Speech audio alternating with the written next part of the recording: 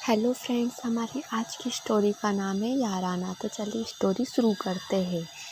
देख सुमन, अपने बेटे से कह दे मेरी परी से दूर रहे।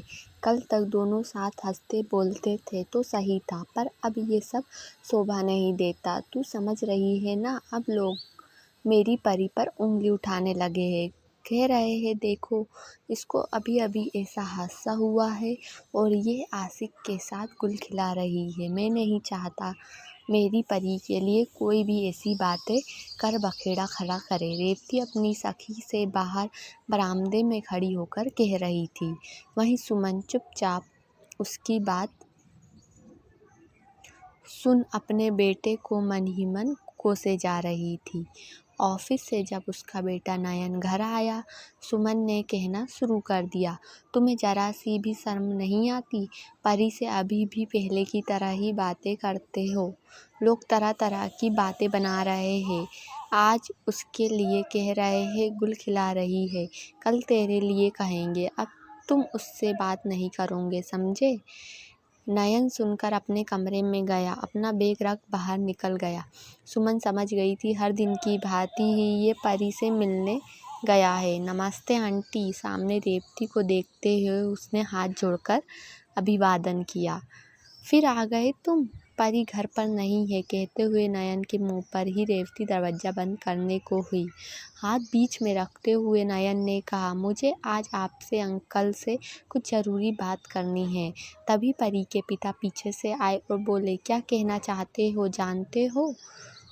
हम अभी कितने परेशान हैं और ऊपर से तुम परी से हर दिन मिलने चले आते हो।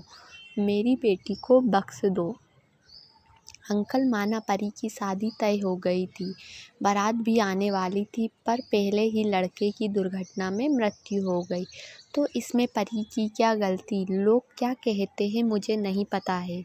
क्या मैं उसका दोस्त पहले भी था, अभी भी हूँ, आप भी जानते हो।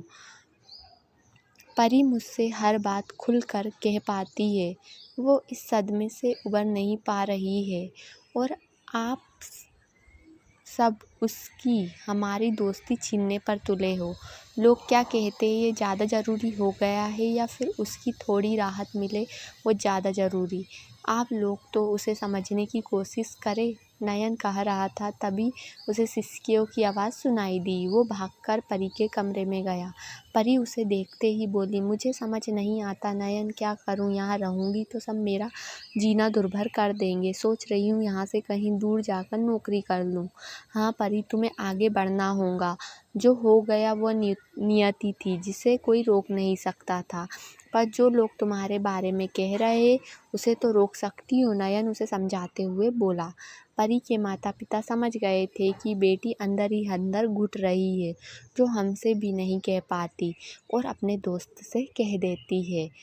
कुछ समय बाद परी बाहर जॉब करने निकल गई और लोगों ने बात करना भी बंद कर दिया, क्योंकि अब परी के घर जाता हुआ नयन जो नहीं दिखता था। अक्सर लोग दोस्ती या रिश्ते को गलत संदर्भ में ही देखते समझते हैं, पर कुछ दोस्त या रिश्ते पाक होते हैं। उन पर अनुचित इल्ज़ाम लगाकर उसे बेवजह मेला ना करें। तो फ्रेंड्स, ये तो हमारी थी आज की स्टोरी। अगर आपको अच्छी लगी हो तो प्लीज़ चैनल को लाइक, सब्सक्राइब और शेयर ज़रूर कीजिएगा। Thank you.